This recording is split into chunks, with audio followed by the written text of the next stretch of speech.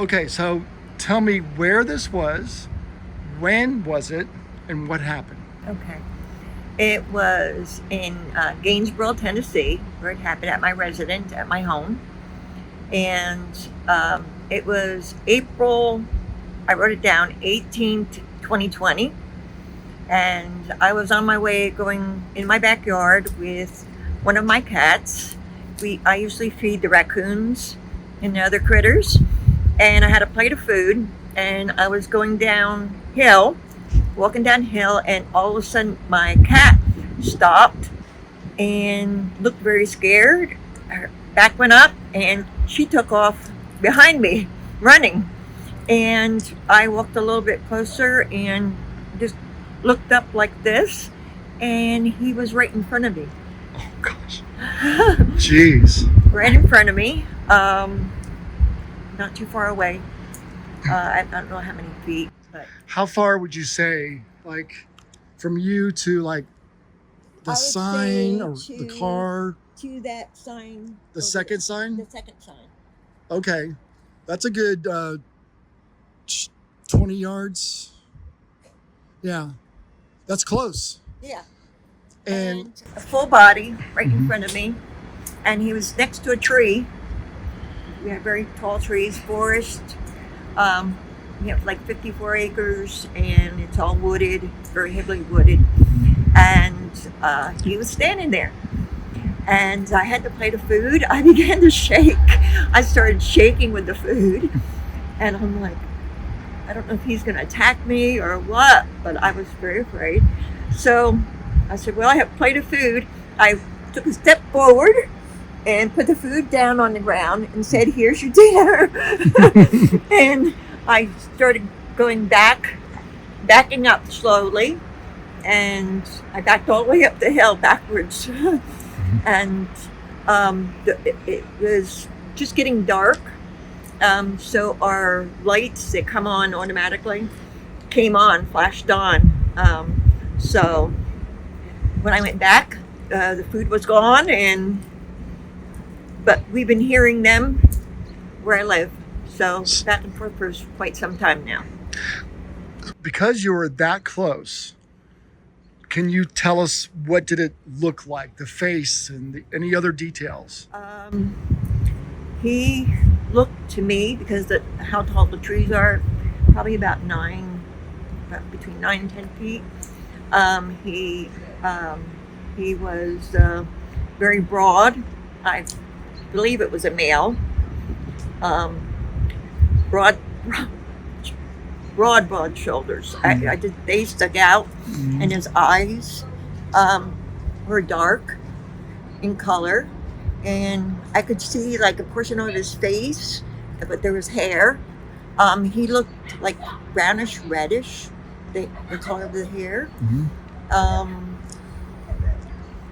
Let's see. He didn't make any movement. Just he swayed it at one point, like back like that, looking at me.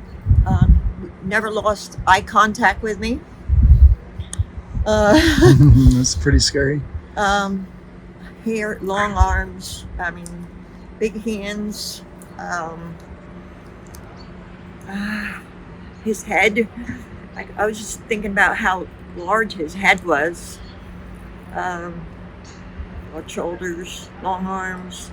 He was tall. That's pretty much all I can remember. Okay, the nose. Did it have more of a human nose or more of a gorilla-like nose? I remember it being kind of wide, but it was a little bit wide. Wide. The nose. Hooded, like a hood? Yeah. Like a Yes. human.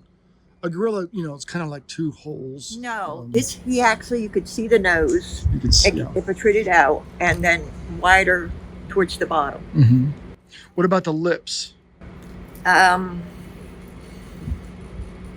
trying to think. David George just kept closed. Mm-hmm. He didn't open his mouth or anything. He didn't say anything. But they were bigger, a little bit bigger, the lips, Mm-hmm. a little bit. Yeah. bigger than mine. And what about the skin on the face?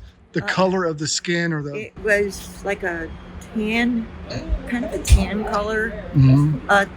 Not that dark, but you could see how it came out.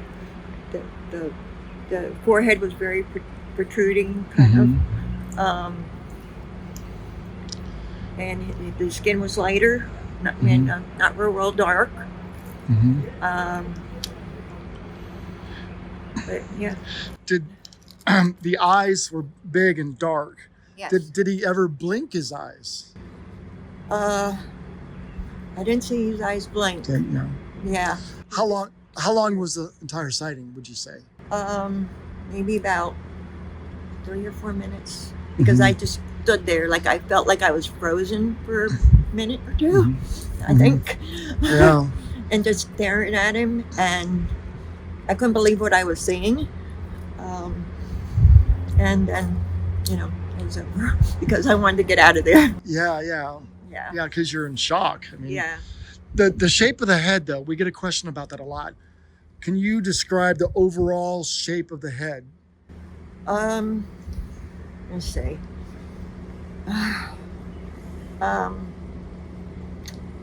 It came up not so to a point. It kind of, I don't know if it kind of came up a little bit, like, I don't know if but it kind of came up to a little bit of a point, just a little bit. The forehead, I just remember seeing the forehead, not so round. It wasn't. Yeah. We get that a lot. They're kind of got a little bit of a point to them from the sagittal crest. You get that a lot. Okay. That they're kind of pointed somewhat. It was a bit pointed, not severely, but there was a point. And then you saw the hands.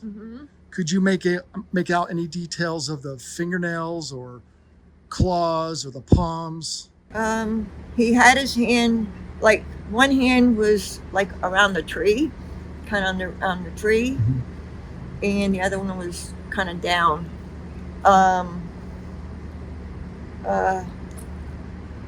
Thinking back, I also remember seeing there was hair. The palms, he had palms, because I saw how his hand was when it came out around the tree. He had a clear of a palm. His palm was clear. Didn't have hair on it. No hair on it. Didn't have hair on it, but his fingers were long and a lot of hair.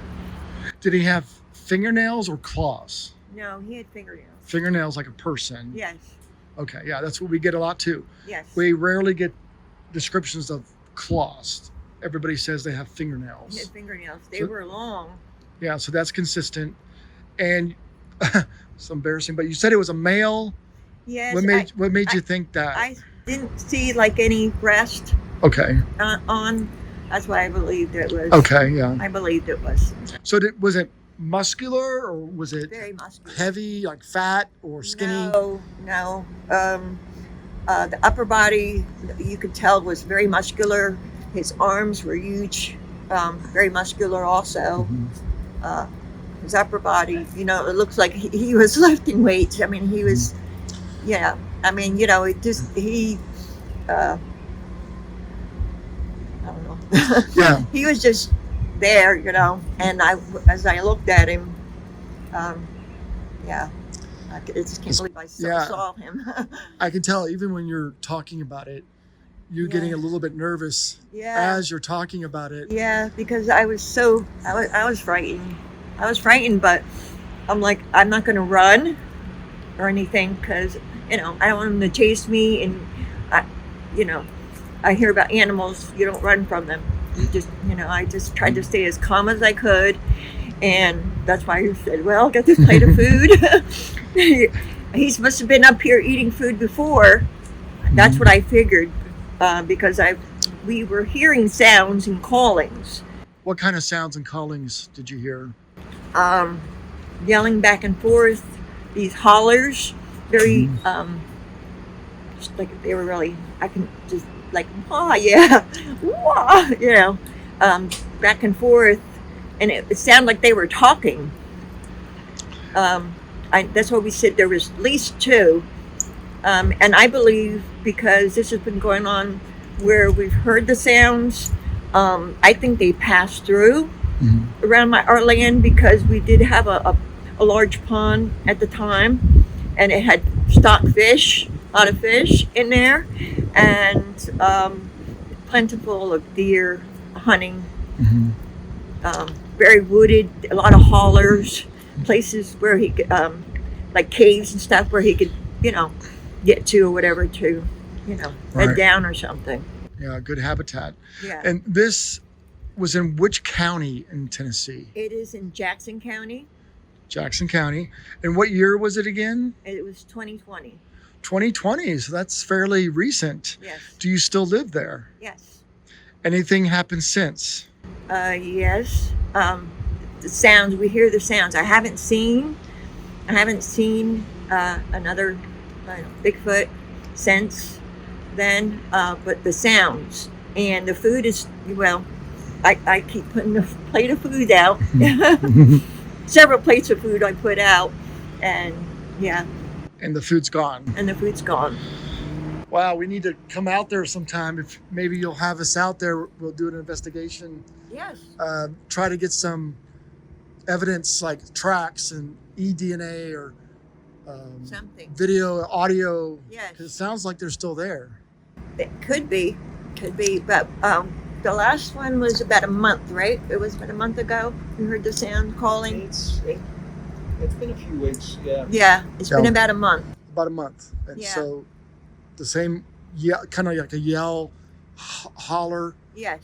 type sound. Hmm. And I know it's not a coyote. We have coyotes, things like that. No coyote or an owl or anything like that. I know the difference. Okay, well, maybe we'll either come visit sometime, or I've got some researchers that are very reputable in the area. Okay. Maybe we can set something up where they can come out and put some equipment out Okay. to gain evidence, because ultimately we want to protect them. Yes. If we could get some evidence to, I wouldn't want to. we don't want to disclose your location to anybody because we don't want hunters to shoot them, No. but maybe we could do some research and get valuable evidence Yes. and then protect them, Mm-hmm. maybe get laws not to shoot them. Yes. Someone mentioned this morning in my presentation that Tennessee had a law you cannot shoot one, Oh, but I never heard Tennessee having that law. I've never heard of it.